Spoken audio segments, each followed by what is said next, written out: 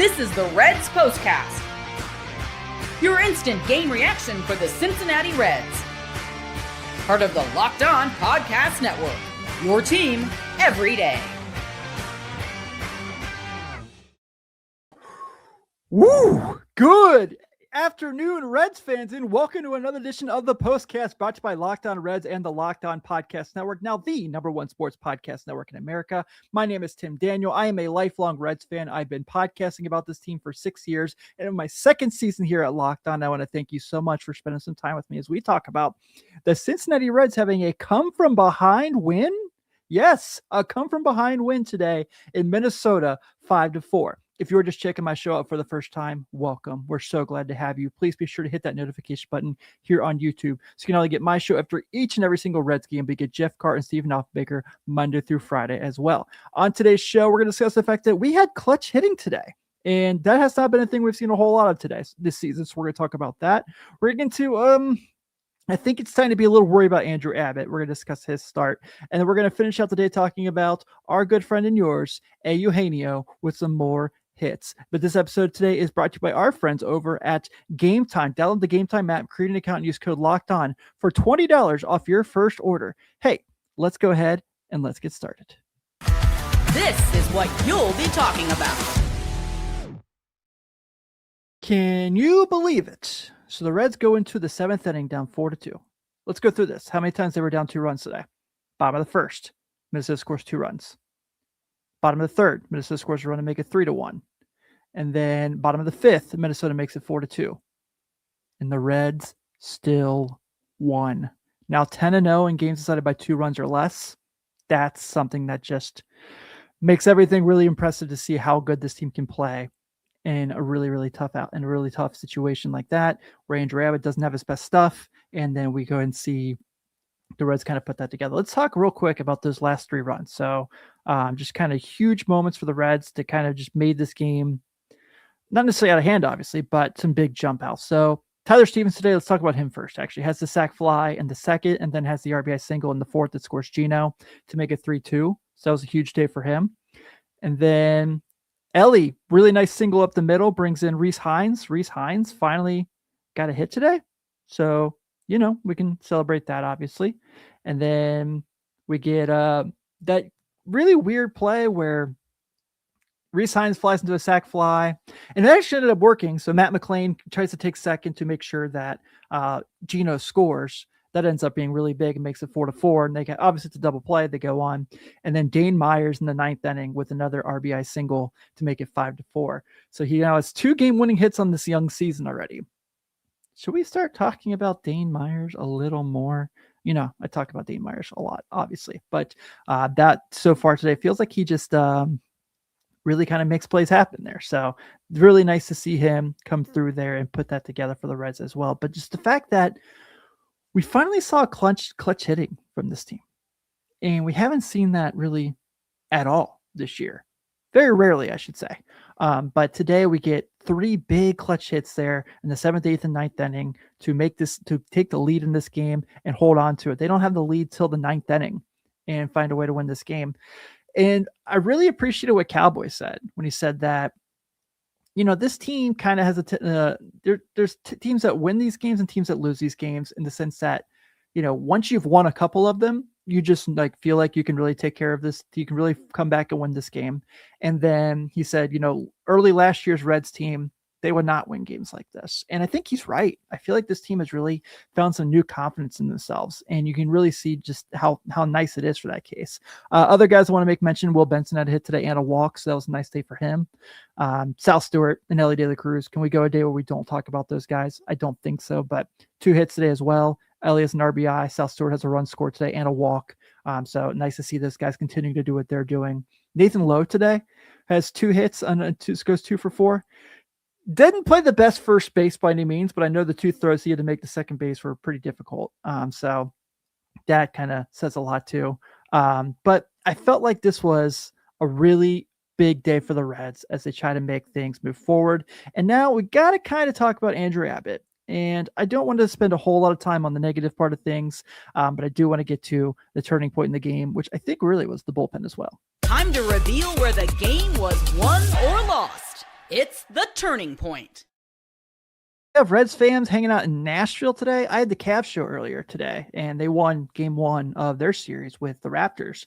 And that was pretty cool to see a lot of people send some love there as well. So I feel like it's been a good Tim day. So positives. Bullpen, once again. Sam Moll finishes up an inning. Pierce Johnson gives him an inning with 2 strikeouts. Brock Burke has another solid inning.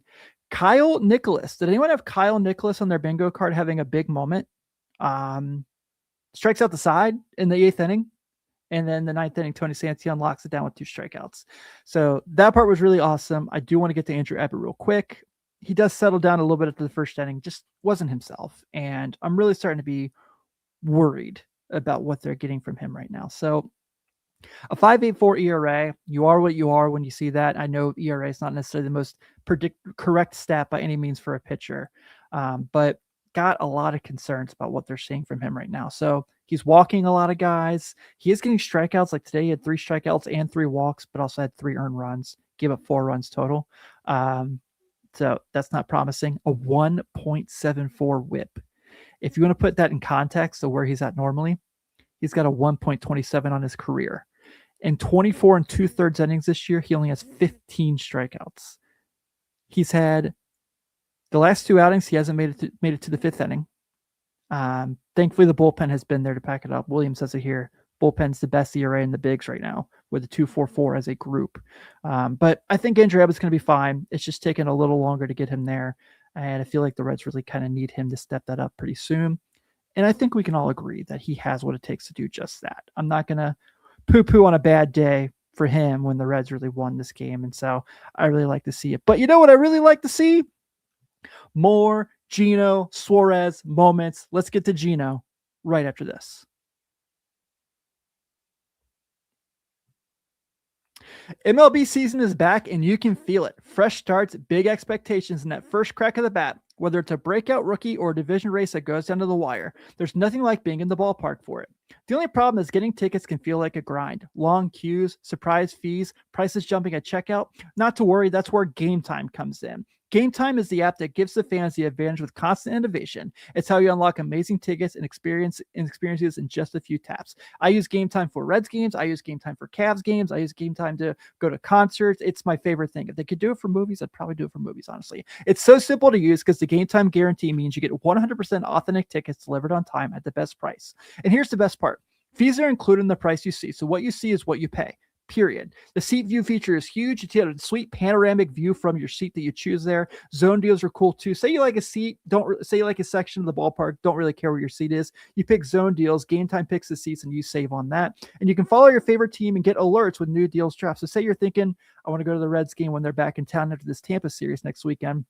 You can go on Game Time, set an alert, watch the prices as they go as you get closer and closer. 2 taps and it's done. No stress, no hidden fees, just great seats and minutes. That's what makes it so easy to decide last minute to hit a game. Take the guesswork out of buying MLB tickets with Game Time. Download the Game Time app, create an account, and use code LOCKEDON for $20 off your first purchase. Terms apply. Again, create an account and redeem code LOCKEDON for $20 off. Download the Game Time app today. This episode is also brought to you by Rougiette. The NHL playoffs are here where every shift matters, every moment is intense, and the pressure is at its highest. And just like the performance matters on the ice, it matters off the ice too. That's where Rougiette comes in. Rougiette offers treatments designed to help you get ready and stay ready when it matters. Their top option, Rougiette Ready, combines clinically proven ingredients in a simple mint that dissolves under your tongue. It works fast, often in about 15 minutes, and can last up to 36 hours. They also offer Go Long, designated to help both performance and control. It's all about confidence and feeling like yourself again. Head to Rougiette.com/LockedOnNHL and get 15% off your ED treatment. That's RUGIET.com/LockedOnNHL for 15% off. Rougiette, performance medicine for men.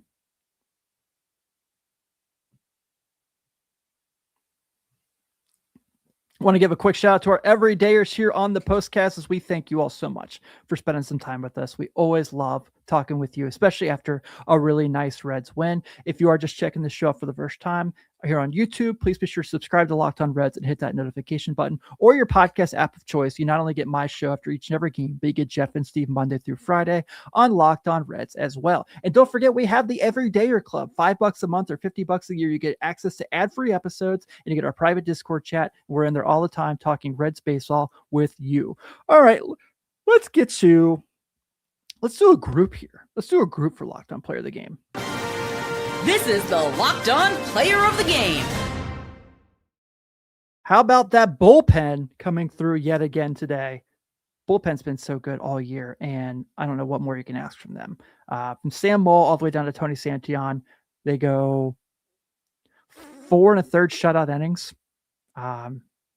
Pretty good. By the way, shout out Terry Francona. Remember last year, everyone kept asking if he should be like fired and all this stuff. I think he's doing a pretty good job with this team right now. So I think we can back up. Doesn't make every decision correct. I will make sure I mention that, but I want to make sure he gets some love as well. You know who else deserves some love yet again for the second day in a row? Eugenio Suarez with 2 big hits today, including that double. And he has been quite the game changer for the Reds offense so far. 2 runs scored today, has a double, has a 773 OPS right now. He's been swinging the bat really well of late, and it's something the Reds have really needed. So in his last 7 games, he's hitting 364, 462, and slugging 591 with a homer, 3 runs batted in, and 4 walks and 4 runs scored. So what the Reds are getting from Gino right now is exactly what they signed up for to bring him back. And he's been really good in that situation where he's backing, hitting behind Sal and hitting behind Elly. Those 2 guys have been so good this year too. The 3-4-5 on this team, I mean, it's basically all they've really had offensively consistently this year. So they really do hope to get some more guys that can step up. But right now, those 3 guys are doing their thing and carrying the load. I want to also give a shout out to Spencer Steer, who came in and pinch hit today for Brian Hayes and had a big hit that led to him scoring a run and having the go-ahead run, I should say, in the game as well. So shout out Spencer Steer and Dane Myers for coming through for the Reds today. But with that being said, we will go ahead and wrap this up as the Reds are victors today in Minnesota, winning the series 5-4. The Reds have 5 runs on 11 hits and an error. Minnesota has 4 runs on 9 hits and no errors. Kyle Nicholas is your winning pitcher. He is now 1-0 with a 6.23 ERA. Cole Sands takes his first loss of the year. He is 0-1 with a 4.32, and Tony Santillan gets his first save as well. Yeah, I didn't even think about this. I also got to give props to Terry Friedel because that was a really nice sac bunt, even though, that's all he really brings to the team. But the Reds are back at it tomorrow as they look for a sweep. Get the brooms out. As we have Brady Singer taking the hill for the Reds, he is 1-1 with a 5.6 ERA. He'll be going against Bailey Ober, who is 2-1 with a 5.49. First pitch is at 2:10. I will be here probably around the same time I am today, but thank you guys so much for hanging out with me. I'm Tim Daniel. Have a great rest of your weekend. Go Red Legs, and I will see you tomorrow.